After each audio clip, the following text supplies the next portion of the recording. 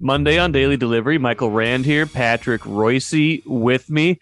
It's probably a holiday for some of you, but not everyone. I thought we would do a show today and give you something to do over the hot and steamy Monday and carry into Tuesday. No show tomorrow for the official 4th of July holiday, but we'll do one today. Got a lot to get to, Patrick. Twins, Timberwolves, Wild, Lynx, a lot of things in the last week. Bally Sports North. We'll get into all that. Got to start Twins though, Patrick. So they had the meeting or whatever they want to call it, the closed door players meeting. They came out firing on Friday with 8 runs in Baltimore and overall had a good series in Baltimore. They won 2 out of 3, but 1 run in each of those last 2 games. Bunch of guys on the injured list again. Brock Stewart now, Royce Lewis. They keep talking about fixing these problems, the injuries, and then the offense, and then it's just like nothing seems like it's getting fixed here at all. And I think people are getting pretty frustrated, even though they are technically again back in first place now at 1 game under 500. Well, first of all, the fact of the matter is they're dealing with a problem of having a bad lineup. So Yes. that's an issue. And I said from the start, I didn't like this. I didn't like the makeup of this team as a offensive group. And the groups are no word now. We use group. We got to use group Group, all the yeah. time. So the group here wasn't that good to start with, and then this was based on the fact that Carlos Correa might not be an out. That he would probably be a pretty good player, and he's hitting. Is he over 220 yet? He's right about there, right He's about right around 220. there. OPS around Yeah, 700. Not yeah. not what you want for your $30 million. And then Byron. Now Byron did. They hit the ball pretty good in Baltimore. He got robbed a couple of times, and he looked a little more competitive at the plate and didn't just strike out willy nilly. And Joey Gallo, who was our guy that we were bashing relentlessly for good reason because he was striking out every at bat, he's still going to strike out, but he's now up to 15 home runs, and Yeah. he hit 3 in 4 games or something, and their only run on Saturday was him. But they did, I thought, look a little more involved than they were in Atlanta, when they were just outclassed. Let's face it. I mean, everybody panicked after not panicked. The players themselves panicked after Rocco went off Wednesday on the Atlanta series. But Atlanta's now, I think, won 16 out of 17. When Atlanta plays this team, Atlanta should win 3 games. They're that much better than these guys. So that was, they were just overmatched down there, and they're not very good. That's their problem. The starting pitching couldn't have been better after Joe Ryan's fiasco of giving up 5 home runs and 10 hitters that probably cost him a spot on the All-Star team. But Bailey Ober was so good on Saturday. It was incredible. He never had a ball. He had 1 ball 3 count, faced Wow. 23 batters. He just rolled. His changeup was fantastic. I watched that whole game. Didn't take long. Took about 2 hours. So it's not committing a lot of time anymore when you watch a whole game. And then Sonny Gray was great yesterday. And Duran blew the ball game, but you're not going to win back-to-back 1-0 games. They had not No. won a 1-0 game against Baltimore since 1966, and now we want them to win 2 of them. We Yes. want them to win every. Saying, "Oh, they blew it." Well, no, they didn't. They got 1 run. Right. They didn't blow it. Duran was bad. Was didn't have his control, and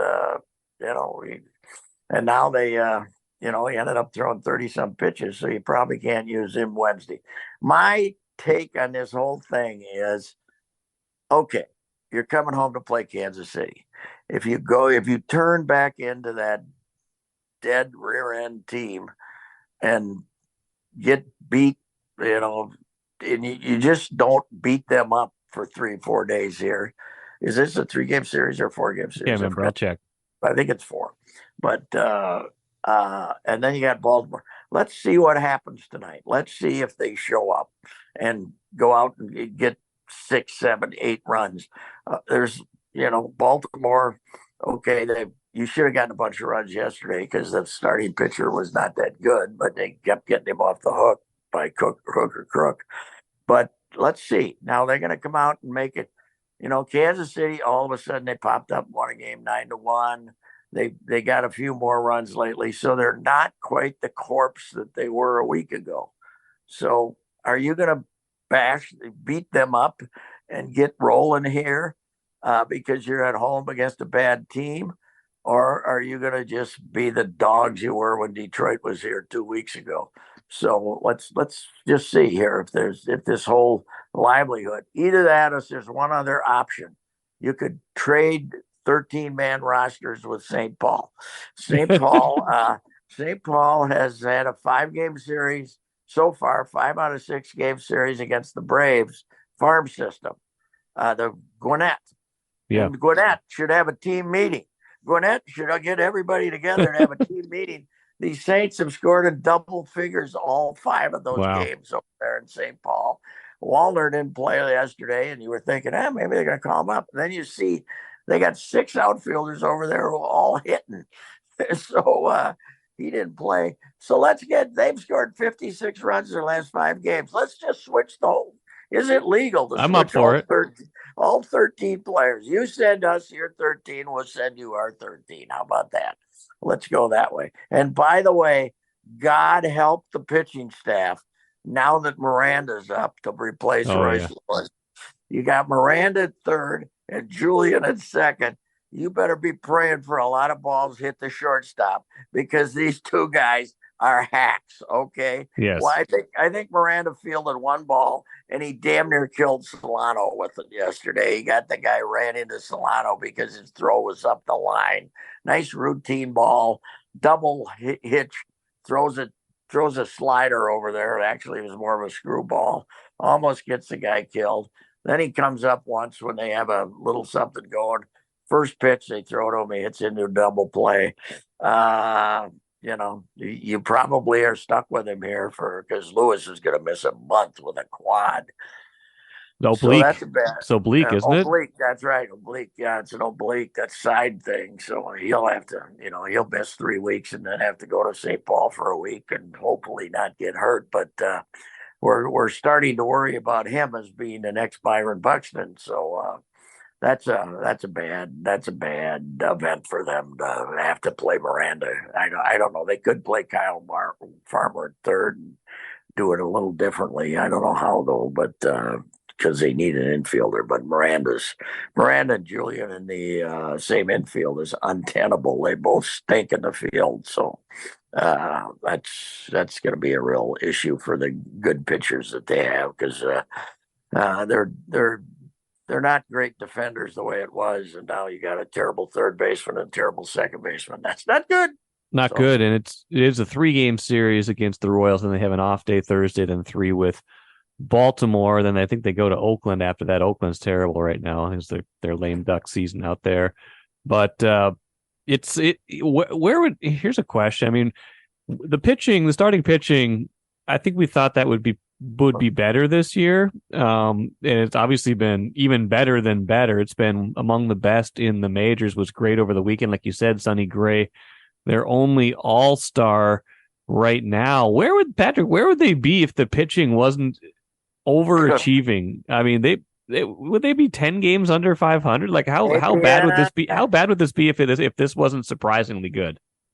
Oh, hitting wise, they're one of the worst teams in baseball. So, yes, they've had some, their run differential is distorted because they've had a few, they have had I think they've now had 33 games when they scored 2 runs or less. Yes. So it's pathetic. It's if the pitching was normal for these guys, yeah, that it's been the last few years, they'd be ahead of Kansas City, but not by much. Yeah, the Guardians would be running away with it in this stout division.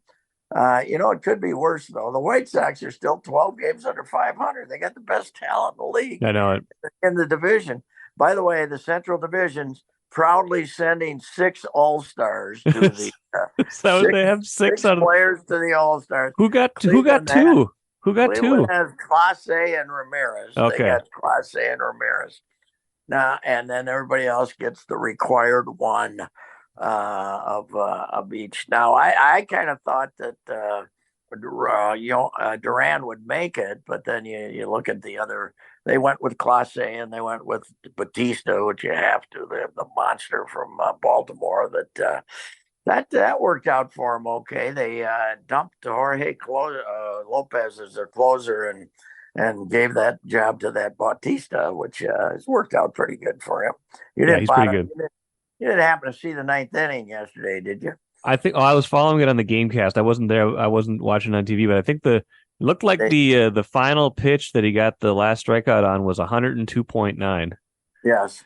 And the Twins only had 3 strikeouts going into the ninth, but they struck out 3 times. All 3 of them had no chance against this guy who has, I think, a strikeout percentage of over 50% of the batter base. So that was not good. But everybody, they scored 8 runs on Friday, but those were in the first 4 innings. Yes. Since then, so they 23 innings, 23 strikeouts, 2 runs. 23 innings, 23 strikeouts, 2 runs. So back to normal. Time to have another team. Time for another team meeting. Probably they got to meet again. Team meetings are, I guess as sports writers, we've always got to make a big deal out of team meetings. They call the team meeting. I can't remember so long ago. I can't remember my beat writer days at the St. Paul paper, 74 through 78. But I'm sure if we ever heard about a team meeting, we made a big deal out of the team meetings. They, they usually last about 10 minutes. That's what happened this time too. So it's just a question right now of not being very good. Yeah. And they got a hell of a lot worse because they got Miranda playing third instead of Royce Lewis. So they got worse. And not having Polanco, that hurts. And it doesn't, he's not even on the radar for coming back. No. I wonder if he's done. I wonder if that knee is shot, the hammy. This is what a hammy. He's got the big leg problems. I wonder what's his contract situation? Does he have one left after this? Or I feel like I thought he and Kepler had similar deals. So I feel like he's got one left. So I'll check that. It might be team option buyout thing, but I don't know. He's one of he at times the last 3-4 years, Polanco's been their best player for long stretches. So not having him, not having Royce Lewis, that really hurts the infield. And Correa's, I kind of like Correa leading off just because, okay, let's see what you got here. You can't drive any runs. Maybe you can get something started. But he reverted to form after the Friday game. So I can't imagine him being this bad at the plate, but he is. And we're over halfway through. So I don't know. I will say one thing: Correa plays with supposedly he's got plantar fasciitis. It's the most mild case ever, but at least he's playing. So. Yeah, I don't know. They're going to win 78 games, so they're not going to win the Cleveland's going to stumble in and win the division again because I thought 3 weeks ago the White Sox were finally figured out what planet they were on, but they stink. So it's Cleveland. They're not good. The Twins aren't good. They proved that by being very emotionally involved for 3 games and scoring 2 runs in the last 23 innings. They're not that good. MGM Wine and Spirits is the choice for savings, service, and a great selection of spirits, pre-mixed cocktails, wines, and of course, ice-cold beers and hard seltzers. With over 30 locations throughout the Twin Cities and beyond, there's an MGM near you. Head to mgmwineandspirits.com to find a convenient location in your area. Get social. Follow MGM on Facebook and Instagram for all the latest news and trends. Make great moments with MGM Wine and Spirits, your locally owned and operated choice for over 50 years. Save time, save money. Shop MGM. Couple things. Polanco, this is the last guaranteed year of his contract. He's got a $10 million team option next year or $1 million buyout. Now that becomes automatic if he gets 550 plate appearances this year, which ain't happening. So this is the last guaranteed year for him. Patrick, let's move on to something else in a minute. But I mean, if they can't win this division this year with the pitching they've assembled, with the talent, with the money they've spent, when their payroll's about average, we got to start talking about the whole system at this point, then, don't we? The whole regime, because this will be 3 years in a row of below 500 if that's the case, of not winning the division, even after those two, really good years of 19 and 20 was that shortened year, but they were still a good team that year.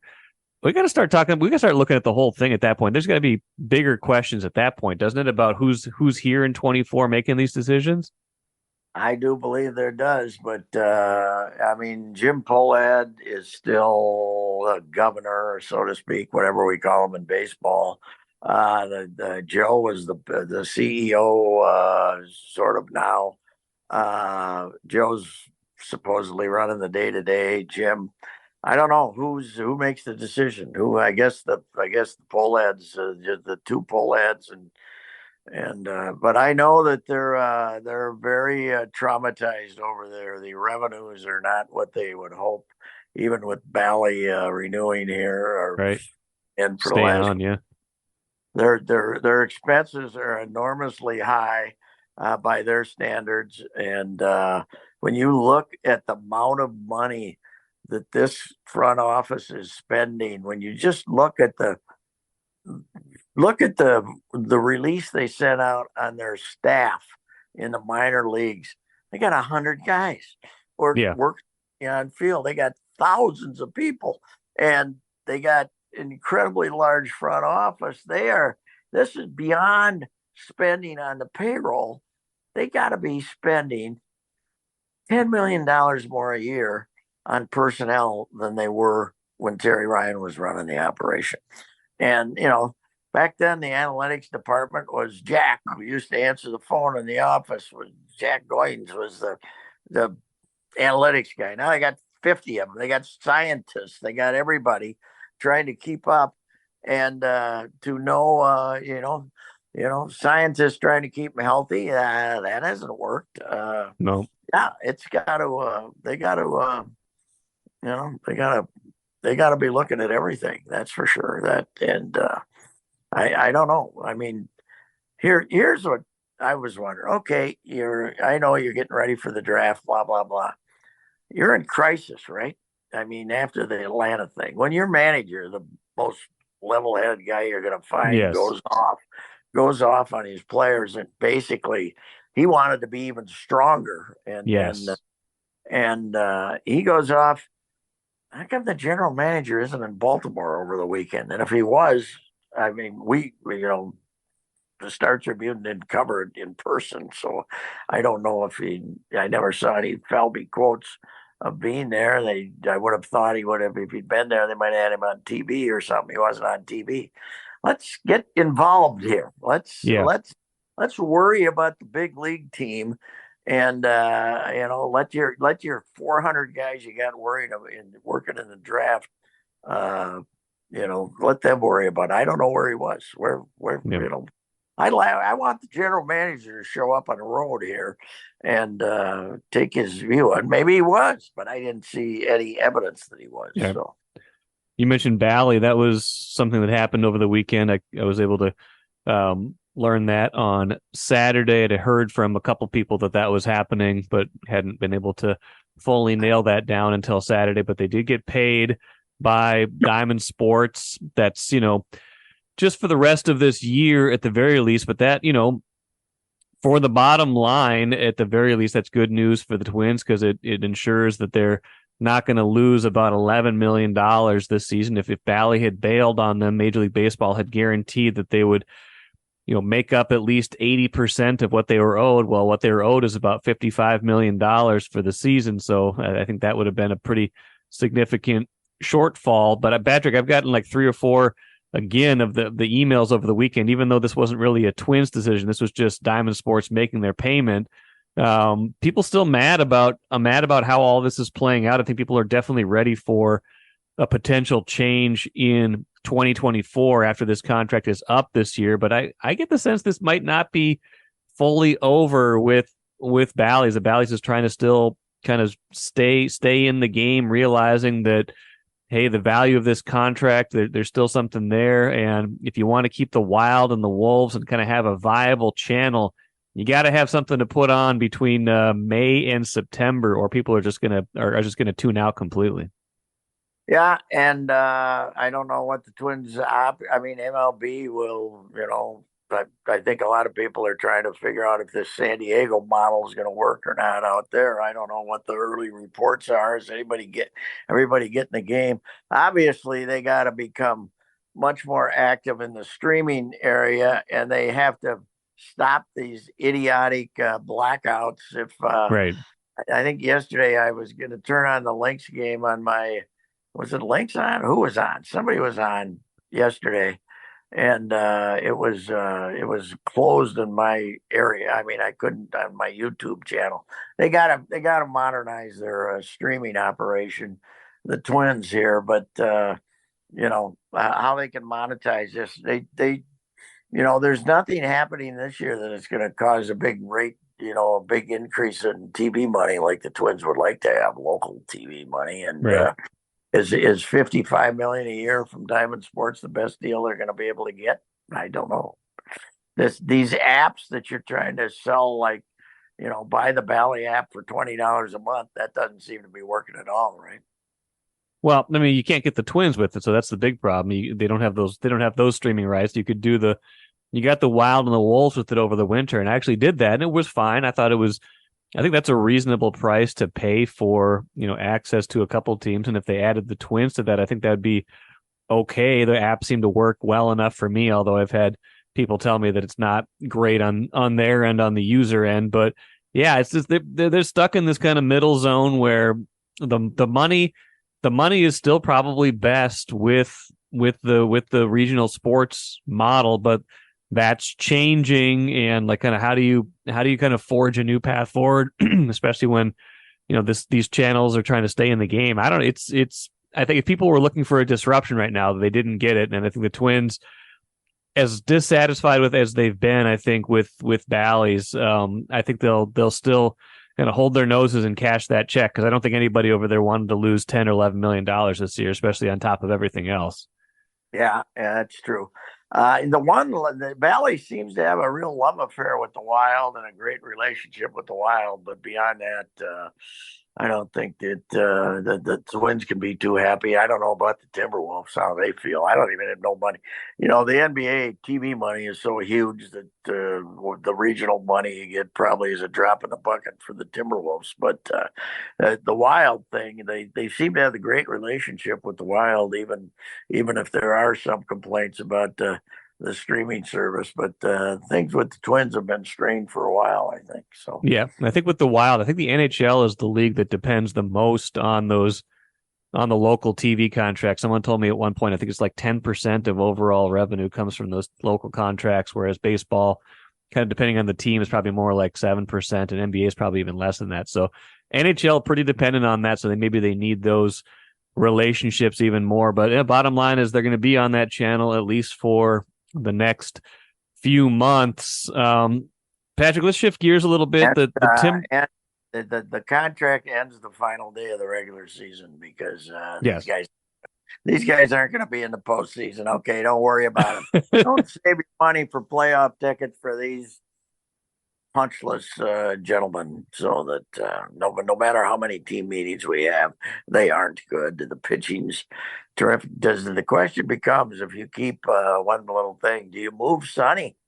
If it doesn't look good. I mean, if it's the end of July and you're 4 games out and going nowhere, going nowhere, and it doesn't make any difference. I mean, he has been fabulous.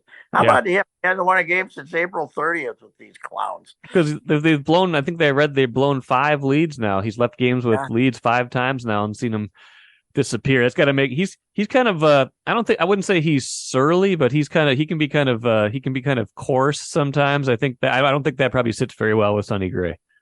Yeah. So no, I don't. Getting pitching like he should be a 10 or 11 game winner. Yes. Not what, a 3? Yeah, he's got barely any wins. Yeah, 3 or 4. Okay. Yeah. So Patrick, we've talked about this before, but I'm coming to the even greater conclusion that the Timberwolves are making a mistake this offseason if they don't trade Towns. I can't look at all the player movement. I can't look at what's coming with the CBA. Can't look at how he's going to be making $14 million more next season. If you trade him, then you got to match those salaries. You still got the same salary problem, at least for a year next year. If you trade him next year, trade him now. It makes no sense to have him on this roster right now. You're not going to be a championship team with him. You're not going to be, this is not the core that's going to win you a championship in 3 years, even if you go into the luxury tracks. Trade him right now while you can, while there's this window of opportunity where you can kind of reshape your roster. I don't understand. I don't get it if run it back is going to be the way they do it. Especially when the guys that their teams are taking on now, Fred VanVleet, $130 million. What in God's name is that? What is wrong with this league? Why not take some of this money out and burn it? He's a not a VanVleet fan, huh? Well, not as $130 million for him. Yeah. God almighty. He's 4'6" to start with. He's Muggsy Bogues with a tower over him, and a little tiny guy. He has a decent game once in a while, but some of these contracts are given out are ridiculous. How does Halliburton at Indiana get $260? He got a max, yeah. And what did he make? Some third-team All-Star? No, team? I think that's how much he could make, but I don't think that's his full contract. You think, Indiana? What are you giving this guy that much money for? I mean, I know the league's got you. First of all, you only have a few players, so they're going to make ungodly amounts of money, and I don't begrudge anyone that. But if Halliburton's got a chance to make $260, that's a bargain. Get rid of him right now. Teams will want him. Lillard's got to leave. He's got to. How much does he want? $50 million. He's under contract for a lot. He's got like 3 or 4 years left on his deal. He just wants a new. Wants a new start. I don't know what. How can he go to Miami? Or they're going to have a max beyond max, aren't they? Yeah, they would be deep into the luxury tax there. That's where he wants to go. So yeah. Jimmy can be buddies, I guess. But Portland's a place to get rid of him, right? Yeah. But if Portland's completely redoing it, then maybe they don't. Can they trade Lillard with? They're probably not over the cap, so they can do anything they want. They can just get rid of him, right? But you still got to take back some salary. And the thing they're doing too is they just said they agreed to a huge extension with Jeremy Grant, who they got in that trade. They're signing him for like $5 and $160. That's the other one I saw. Yeah, Jeremy that was Grant. yeah. What is wrong with you people? He's Jeremy Grant. Where's he going to lead you to? He's a nice player, but that's a guy that should be signing for what he gives you, for what you think of him. He seems like the kind of guy that's going to, like Harrison Barnes. Like all of the money in the league is fictional. Harrison Barnes signed a 3-year, $54 million extension, and if you can wrap your head around just the context of what that means in the league, that was like, okay, that seems about what Harrison Barnes should make for what he does for Sacramento, for how solid he's been, for how much he plays. That's kind of what I think of Jeremy Grant. Not 5 for $160. Like that just is, that's crazy. Yeah. There were some contracts that were just absurd. And then Russ signed for like 2 years for $8 million. Yeah. Well, Russ is, yeah, I saw it. And how about our guy D'Lo? I was going to say, yeah. D'Lo's going to get, when he started talking about, didn't he suggest that he should be making the same as Cat or something that would? Yeah, he had what did he get? Games in a row, and he gave that interview about, right. It's going to be plenty, and then he ended up getting 2 years, $30 million, $35 million. 2 for 37 with I think the second year's a player option too, so he could. If he has a big year, Patrick, he can go back into it next year. I think a lot of these guys are signing these player options with the hopes of cashing in once the cap goes up a little bit, once they're into that year after the CBA, because seems like all these teams are kind of reorganizing their finances right now, except the Wolves, who just won't do anything right now. They're just run it back. It looks like unless they take our advice and trade Cat right now. I don't get it. I don't like the roster right now. Let me say this about D'Lo. His attitude when he was making 30-some million a year. What do you think it's going to be when he thinks he's playing for a half price? Right. That dog go up about once every 4 games. But the Lakers talk about running it back. Yeah. Guys back for huge money, and I don't know. Do we know what's the salary cap like? Going to be like 300 million or something? Why are they giving these guys these contracts who aren't that important? I don't get it. I just some of them it's just amazing. But I agree with you. I think they should move Cat. They're not so what? So you're not going to get out of the first round. You might you might win a play-in game again. You're not going to get out of the first round with this collection. So and the West is they're getting better in Utah. They're getting better in Oklahoma City, and you're going to be fighting to get you're going to be in the play-in tournament again. So I don't see it. I don't. How about the other thing, Draymond? Why are you giving Draymond that much money? He's 32. He leads the league in technicals, and he's 6'6", trying to play against big guys. He plays against Jokic. It's a joke. What are you doing? What are they? He's been so important to you. Who cares how important he's been? He's not that important now. I mean, it is funny money. I mean, it's just goofy money, and you got to be in a league office, and you're trying to control these with the super duper max and the whole thing, and you got to say all the owners I'm working with here are nuts. Yeah. So meanwhile, that is a bargain now at 235. When we look at some of these other guys, somebody will take him.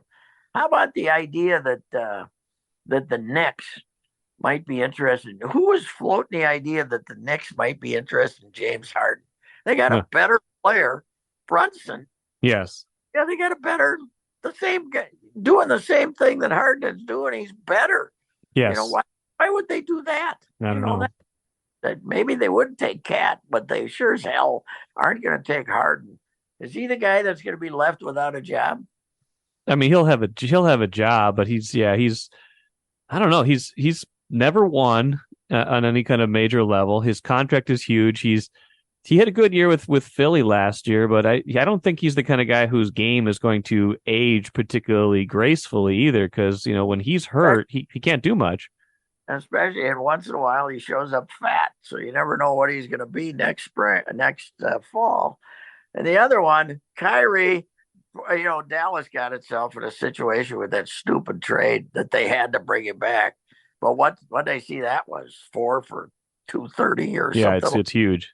The one I said about the NBA, they give out some nice contracts, and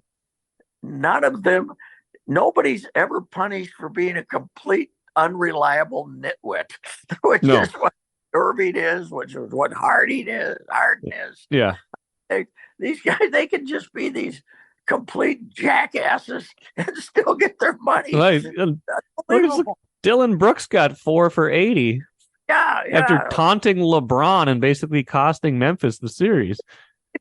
He can get you those technical fouls though for bucket guy stuff. So he's another. What's Memphis? I mean, they got Ja for what was it? 25 games. He gets suspended. Yep, 25 games. 25 games, and he's still going to be an idiot. He's proved that. And they're a lot of their other guys took off, right? Well, and they've got Marcus Smart now, though. They made that trade. They wound up with Marcus Smart from Boston. Well, he'll make up for the muggings. He'll help with the muggings. So it's all of a sudden Memphis. I think Memphis has had their golden era here. Yeah, I think so too. It's quite a league. I thought it was a great year this year to watch the NBA. But they're giving money to crazy people, so that's kind of weird to say the least. Look, if you're playing in the NHL, you got to feel like I should have taken those skates off when I was 8 years old. I was going to myself. say, like, meanwhile, the Don't Wild make have any like money. the Wild have like two nickels to rub together now. That's what they have. That's their free agency money. You're a wily veteran signing for $800,000. Right. Everybody said, "Well, that's more than I make." Nobody comes to watch you pound nails in a roof, you idiot. You know, we don't. This is entertainment. This is what people pay to watch. Don't tell me about your life and how you're not making as much. That's more than I made my whole life.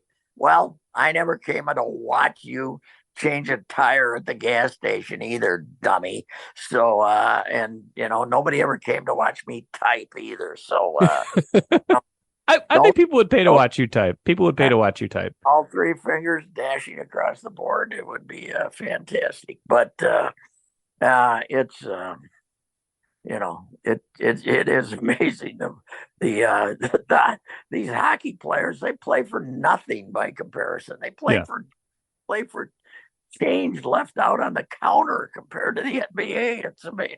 And of course, one reason being is, one player can have so much more influence than you can have in a hockey. But speaking of hockey, our Wild, Bill Guerin went out and spent his last $800,000 on a goon because he lost. Right. He lost. How about Reeves, who can't skate anymore? He's terrible. He got a 3-year contract because why? They want him to fight somebody, huh? Yeah, they don't. I mean, or they don't toughness. let you. We need grit, baby. They don't. Yeah, grit. How'd that work? Is he good in the room? Yeah, I don't know. He's Pat Maroon. They got Pat Maroon. Led the league. Isn't it something though that the guy who led the league in penalty minutes only got 150? Yeah, that couldn't get you on the third line with the Broad Street Bullies. Or the old North Stars. I bet Anybody 150. That's not even close to not even trying to take to lead a team, much less lead a league. It's definitely changed. But you know what? I was thinking of this. Guerin worrying about physical play and goons and having his own, guys. That's kind of like the Twins caught in time here thinking it's 2019 and let's keep home runs, is it? I mean, the league they don't let you do that anymore. So no.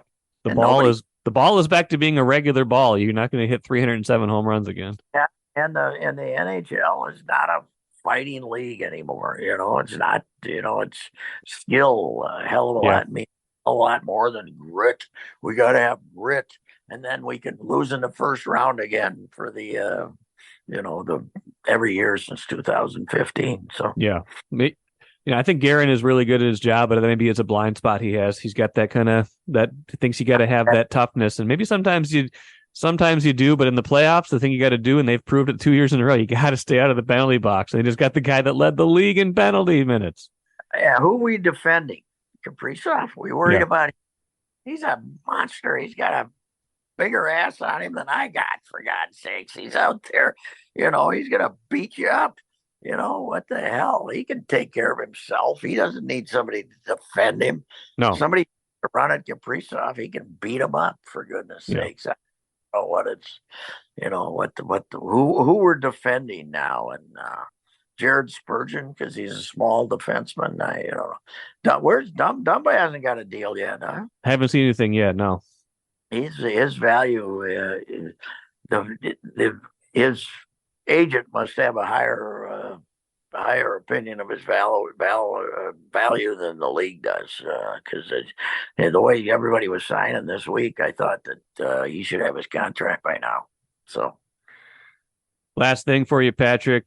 The playoffs started today. Guess who'd be in the WNBA? The Minnesota Lynx. They've won, I think, they started 0-6 and they're 7-9 now. So I guess that's 7-3 in their last 10. Well, Collier's must be a really good player. And Diamond Miller too. She's been since she came back. She's been good. She was terrible before, but maybe she's a little experienced now and having Collier at full health. And my dream of collapsing for Caitlin doesn't seem to be working too well. So, although there's a very good chance the WNBA draft is fixed anyway. So they're gonna, it's almost territorial. So they might fix it so Cheryl gets her player. And if you got Clark up here with those guys, they could have another little championship run. But so far, post Maya, one playoff victory. So, Yes. Let's keep that in mind. They won 2 playoff games in their history, one before and one after, and they won 40 with Maya. So I think she probably had a lot more to do with it than anybody else. And your Loons got 4 the other night, Patrick. Reynoso got 2. We're Did back, the baby. Team pull a goalie? Did the other team pull? I don't think so. I think it was all just legit goal. There was one own goal. There was one own goal.